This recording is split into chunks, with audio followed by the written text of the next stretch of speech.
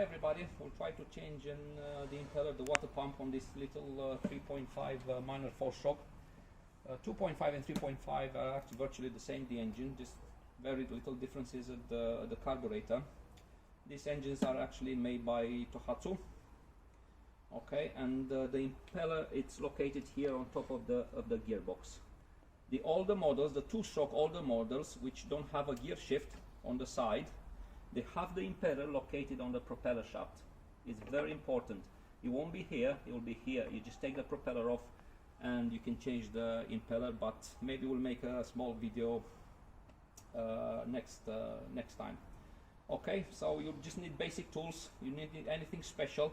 Okay, what I'm gonna do, I'm gonna lift the engine up. I'm 6'3", so it'll be hard for me just to stay there. Okay, so first of all, you have to disconnect the gear shift, which the connector is here. Okay, it's a little bracket with a little 6mm bolt, 10mm head. All you need is just a 10mm socket, and gently you just unscrew it. You don't have to take all the way out, just about 3-4 threads is enough, because the shift is gonna slide out. Okay, the same 10mm socket we use for the gearbox. That's one of the bolts. Oh, that was pretty tight. On older engine, you'll have surprises. You'll find that these little bolts are seized. Please don't force them. Okay. Try to use a blowtorch. I know it sounds drastic, but it's nothing you can do, because stainless steel and aluminium, they don't really like each other. Okay, and if they're seized, it's you can break them very easy, and then it's a nightmare. Okay, on the other side is just a nut and a washer. And now, with a little bit of persuasion, the gearbox will just fall, which it doesn't.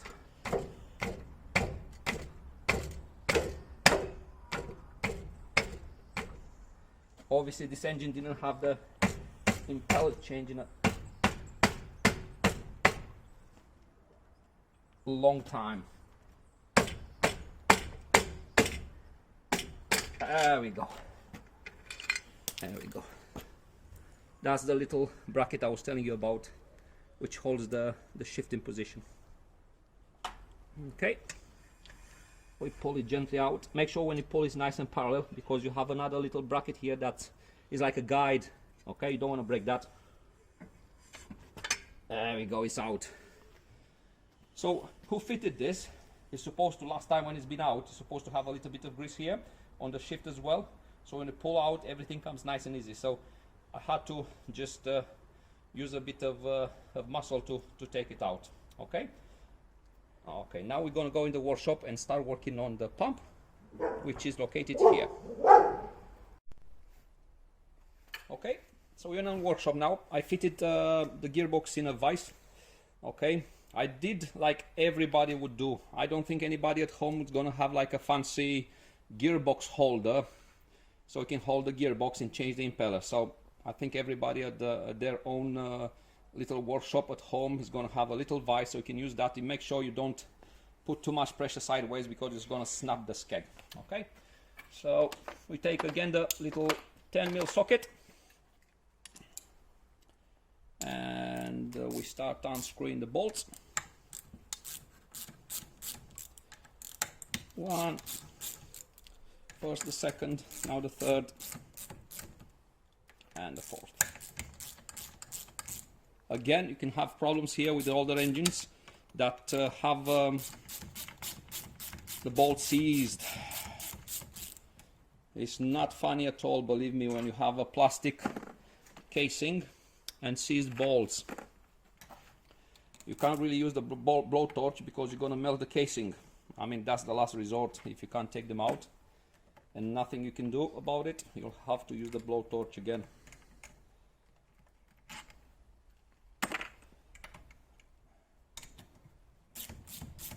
And the fourth one. Come on. Few more threads. Okay, out. Okay. So now gently try to push up the water pump. Okay. There we go. Okay, so the impeller, you can see, it's located inside. The impeller is offset, it's not, the hole is not right in the middle, because what is the pump doing is picking up water from this side, where is the bigger side, squishes it, crushes it in the smaller side, and pushes it, shoots it up to cool the engine. Okay, so now I'm gonna take, no, that won't work, use a bolt and pop the impeller, the old impeller out. Okay, you can see this impeller is quite old. The blades they don't come back, they need to go back, spring back to the straight position. This it doesn't. You can see a new impeller. By the way, this is a kit. You have the impeller and two little gaskets for the plate. Okay, so you can see the new impeller and you can see the difference. Okay, the new blades are nice and springy. This one, they just stay bent, so needs changing. They won't make the same water pressure, so just needs changing. Another thing, have a look inside the water pump. Okay, George, let me take a screwdriver. Inside here, from the impeller, while it's spinning, it starts making a little groove. Okay, if this groove, it's quite deep and you can stick, I mean this is quite small, you can stick your fingernail in, but if you stick a screwdriver and the screwdriver, you can feel it, it's quite deep. The whole cartridge needs changing. Okay, the same thing if we go here on the gearbox. By the way, this is the little pin that holds the impeller in position. Okay, the same thing on this little plate. Okay, so you can see here it's the shiny part. We have no groove yet. It's just a bit shinier than the rest of the plate. Okay, if you can feel here you have a groove, the plate needs changing. Okay, so when you're changing the plate, you can push it upwards.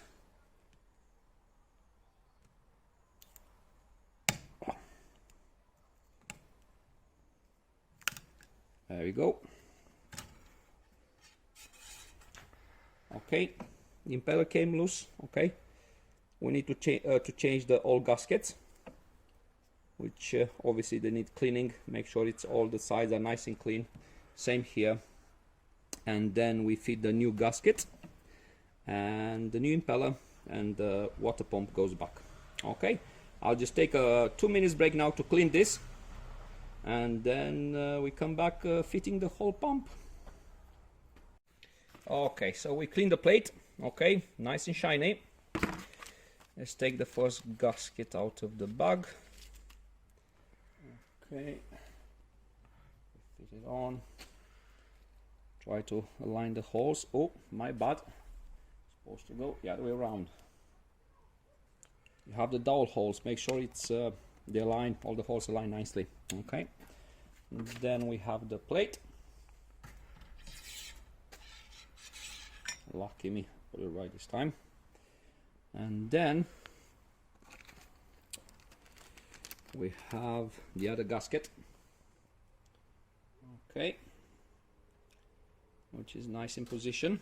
And now comes a tricky part where you have this little pin which needs to stay in position. What I usually do, take a bit of grease, sticky grease, and just put it in position where it's supposed to go.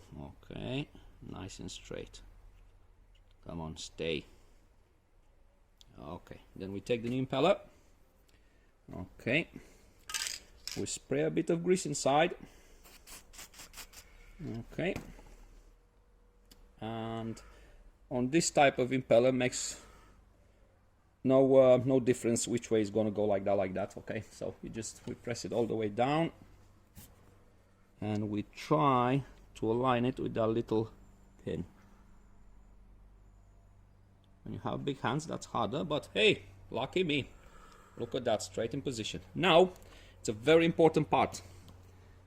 The cartridge, okay, is dry. With the new impeller, it's gonna be very tight. So what I would suggest you to do, take a grease, a bit of oil, anything basically to lubricate it, okay? Spray a bit of grease in there. And now another trick, when it goes down, okay, come on. Oh, have a little problem there. Come on, shift rod, there we go. When it goes down, okay, when it's almost touching the impeller, keep your left hand on the pump and press down, and with your right hand turn the shaft clockwise, okay? So the impeller blades, they're going to take the shape that they need inside the water pump. Okay, there we go. Push, push.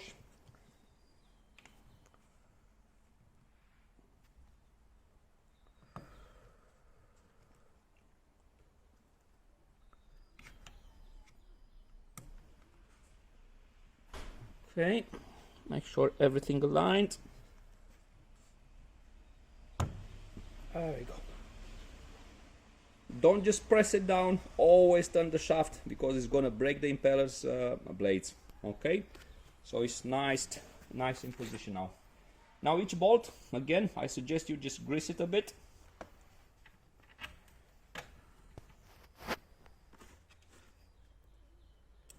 Don't forget the washers. Second one.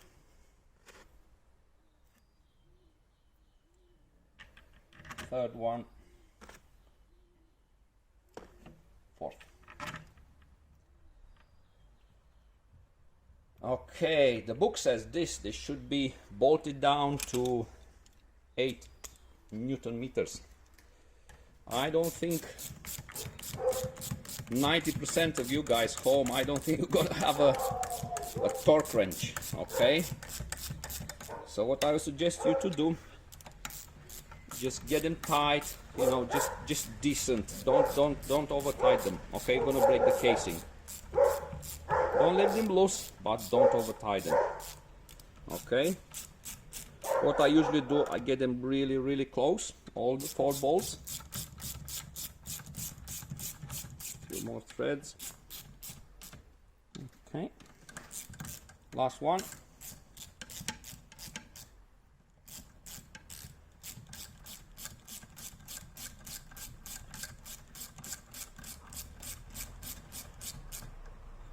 Okay, and now one by one, I just give them a nip. Okay, 8 Newton meters is just under a kilogram. It's 800 grams, so you don't have to go very tight. That's it.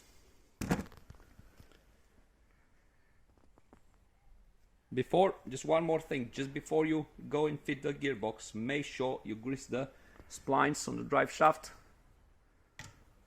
a little bit on the gear shift, sorry, and a bit of spray here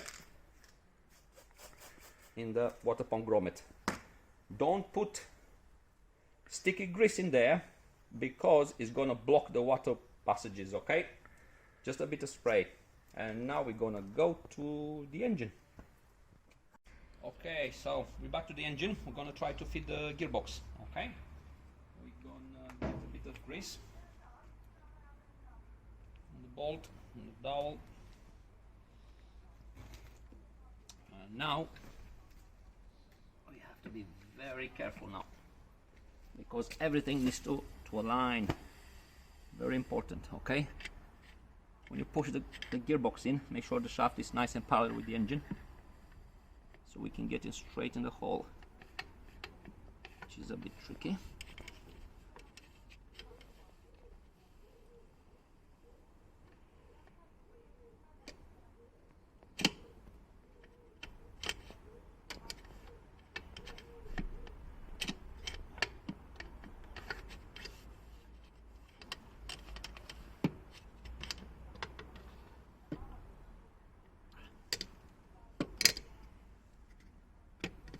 Third time lucky. Okay, so it's is in position. Now we have to be very careful. By the way, I pushed back that little bracket. We have to make sure that the gear shift goes inside. Okay, so Come on, gear shift. I'll try to use a screwdriver and some long noses, pliers. Okay.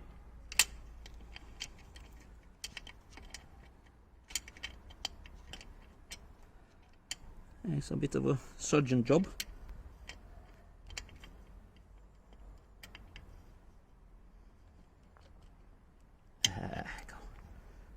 Lucky. Okay, so now I have to push the gearbox all the way in. Okay. Front bolt, a bit of grease on it. Always don't forget to put grease, because next time when you're going to change the impeller, it's going to be nice and easy for you.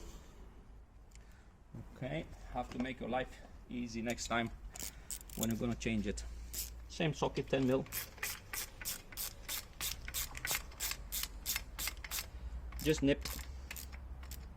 Okay. Rear one. The rear one, remember, is just a nut and washer. The bolt is already been greased.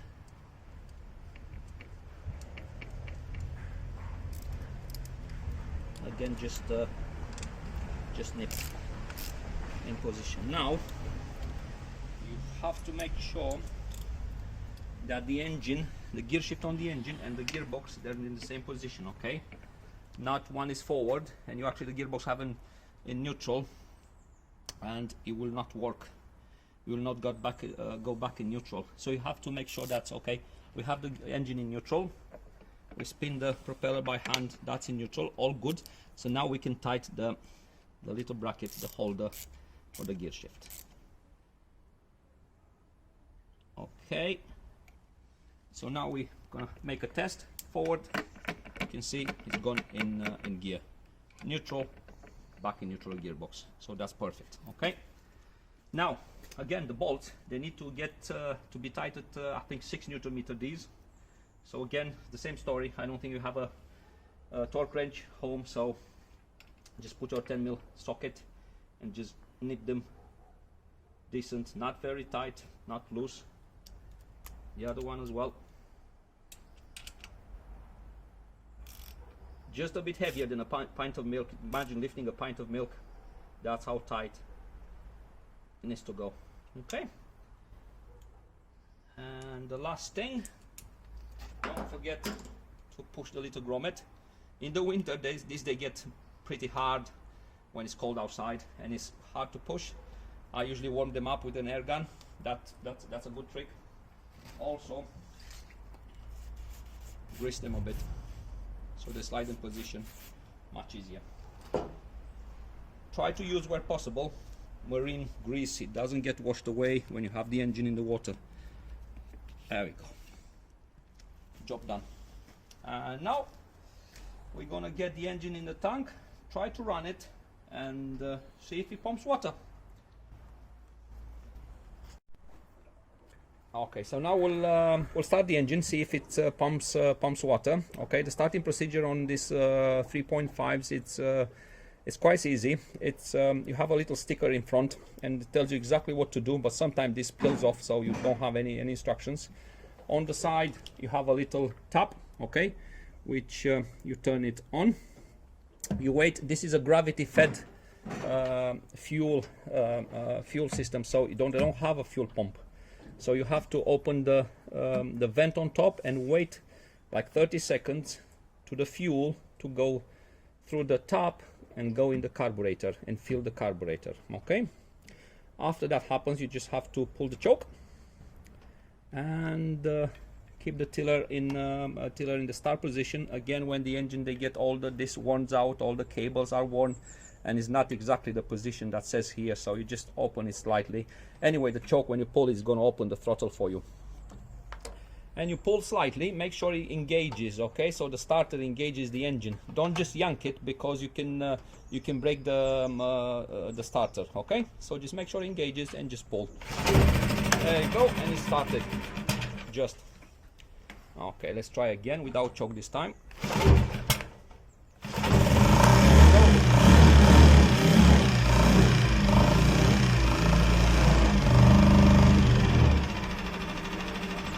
Don't use the choke too much, because there's always you can have problems. You can flood the engine, and then you can pull and pull and pull with the throttle fully open, so you can get rid of that that overfueling, that petrol. Okay. Now let's check if the engine is running. Let's see if it's pumping any water. So if you come this way, you can see the stream of water coming nice and straight. That means it's pumping quite well. And to do a test to see if it's actually the engine cooling. Okay, it's cooling. Just take the hood off. And this is the thermostat housing. And put your hand in here. Okay, this is a very easy test. Okay, it's not a very scientific one, but it's very, very effective. If you can keep your hand on the block for about 5-8 seconds, that means the temperature is about 60-65 degrees, which is good. If you put your hand in, you can touch it, that means it's overheating, it's too hot. Okay, so you can see we changed the impeller and the job went good, so we're all done here. Thank you.